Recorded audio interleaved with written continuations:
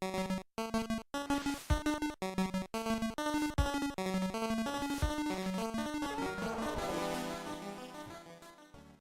off, I want to say Happy New Year's, and I hope that your resolutions can be fully fulfilled. My resolution is to teach Salami, my ferret, how to defuse a bomb under 8 seconds. Anyways, to start the video, we're going to play a short game of Trivial Pursuit, Geography Edition. First question. Name the country based off this flag. You got 3 seconds. Ready? Go! Time's up. And if you guess Maldives, you're correct. Second question. Look at the map and find the country of Maldives. You only got 3 seconds. Go! If you place your finger near here where the circle is, then you're on a roll. Finally, last question. How many islands does the Maldives have? Once again, you only got 3 seconds. And go. If you guess 1,190 island, then you're either from the country or you're bound to the 3 second rules and stop the video and looked up all the questions on Google. Well, at least you're savvy enough so your prize is a jar full of beer caps and a $50 gift card they already used up. Well, time's up for this edition of Trivial Pursuit. Thanks again for playing. Yeah.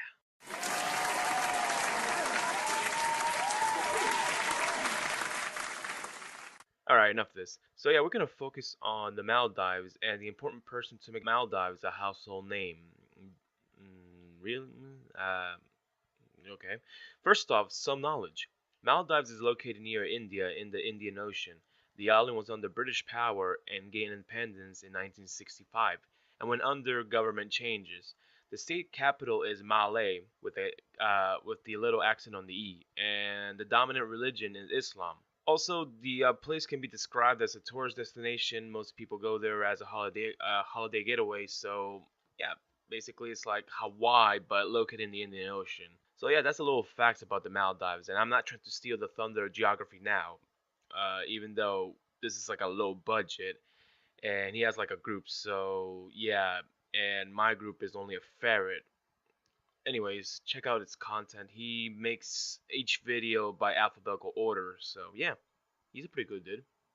The island president is about the prevention of the Maldives being overtaken by the ocean due to environmental changes. Like Holland and Manhattan, the Maldives are below sea level, and the man who wants to prevent this catastrophe is Mohammed Nasheed. And who is Mohammed Nasheed, you ask? Well, part 2 of knowledge coming up. Nasheed was an ex-president of the Maldives. In '89, he graduated from Downstead College in England. Sorry if I mispronounced the name. And right after uni, he went to start a political newsletter called Sangu because his country before he came to power was under dictatorship under Mahmoud Abdul Gayoom, not Gay Moon Gayoom, from 1978 till 2008. So yeah, when you have a dictatorship, you'll have political prisoners, which our protagonist was one of them, and he was incarcerated 12 times, and one of his term was when his first child was born, and he was tortured twice and started a political party to compete with the dictator, which he won in 2008, and in 2012 he had to resign due to a coup d'etat by the former party. So you know a little bit about the country and the protagonist. What more do you want, huh? Huh?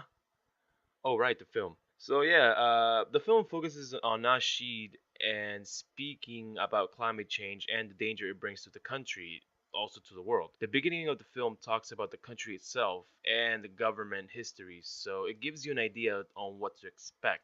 Then we get to the meat of the film, the struggles that Nashi had to go through in order to make a point, from going to small island conference in order to get support from other small island nations, to going to the USA and speaking in the UN about the climate change and trying to get big countries to support his cause. And finally, he went to the United Nations Climate Change Conference and explained his cause to the biggest crowd that there is, which in the end worked because the big countries like China, USA, Brazil, and India supported anything together about the climate change related topic. And in the document states that the Earth's temperature should decrease by 2 degrees Celsius, and it has to shoot for a number which is 350 ppm of carbon dioxide. And I'm not going to deal with the whole science stuff, so you can go to 350.org to get more information about that. One of the perks about this film is that it has that David and Goliath feel. A small country going against all odds to a large crowd and in the end getting the victory.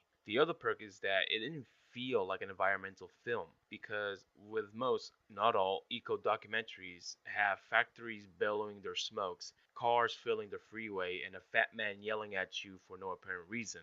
Instead, they replaced all of that with great shots of Maldives, some news footages, especially the famous underwater meeting that made headlines, and following around the ex president throughout his journey. The downside of this film is that it's easy to wander off and not pay attention because it's mostly meetings after meetings after meetings after meetings after meetings after meetings, and you get the picture here.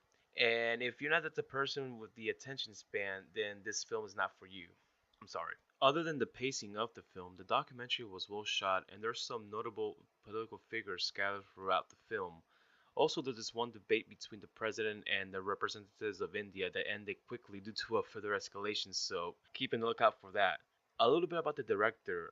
Before he did The Island President, he directed Lost Boys of Sudan and worked in Star Wars Episode 1 The Phantom Menace. And he's currently working on another documentary called An Inconvenient Sequel, which follows the film An Inconvenient Truth a decade later. So yeah, check this film out if you're conscious about the environment, trying to sound smarter than your peers and showing off your jar full of caps and an expired piece of plastic, or watching international politics go down. Either way, this film is a must. Until then, we'll meet again, and once again, Happy New Year.